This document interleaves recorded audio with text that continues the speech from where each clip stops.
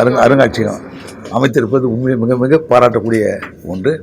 நம்முடைய மாணவர்கள், இளைஞர்கள், இந்த சின்ன பிள்ளைங்க இவர்களெல்லாம் இதை பார்க்கறது ஒரு பெரிய வாய்ப்பு.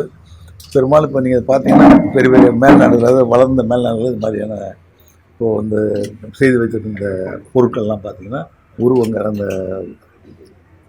ஆன்மீக ரீதியில் பார்த்திங்கன்னா சித்தருடைய அடுத்து விளையாட்டில் நம்ம முன்னாள் அவங்க குடியரசுத் தலைவர் அப்துல் கலாம் இது மாதிரி அவங்களுடைய அந்த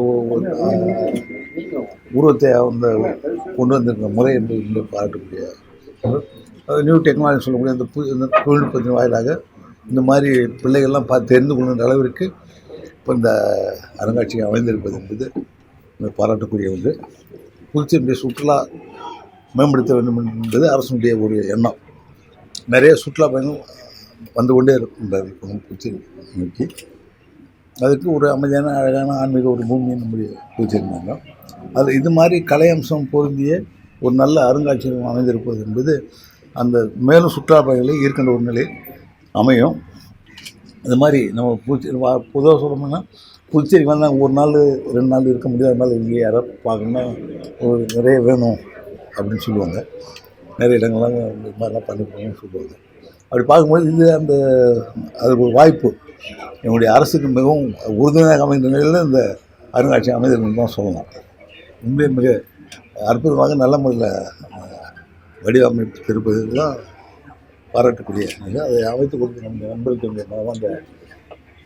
வாழ்த்துக்கள். இது மாதிரி வரணும் அப்படின்னு புதுச்சேரி நாங்கள் பொதுவாக சொல்கிறோம். நிறைய தங்குகின்ற விடுதிகள், ஹோட்டல்ஸ் நிறைய வரணும், ஸ்டார் ஹோட்டல்ஸ் வரணும் அப்படின்னு கேட்டுருக்கோம்.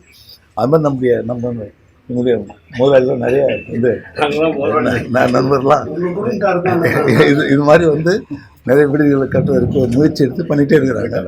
அவர்களுக்கு என்னுடைய பாராட்டு. ஏன்னா உண்மை சொல்ல வேணும்னா நம்முடைய அரசுக்கு உறுதியாக இருக்காங்கன்னு தான் சொல்லலாம்.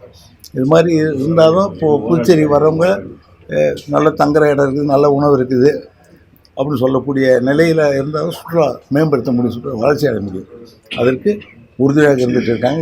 அதுக்கு மேலும் இந்த இடம் அமைந்திருப்பது இந்த அருங்காட்சியகம் மிகவும் பாராட்டக்கூடிய நிலையில் இருக்குது. அனைவருக்கும் மனமான வாழ்த்துக்கள்.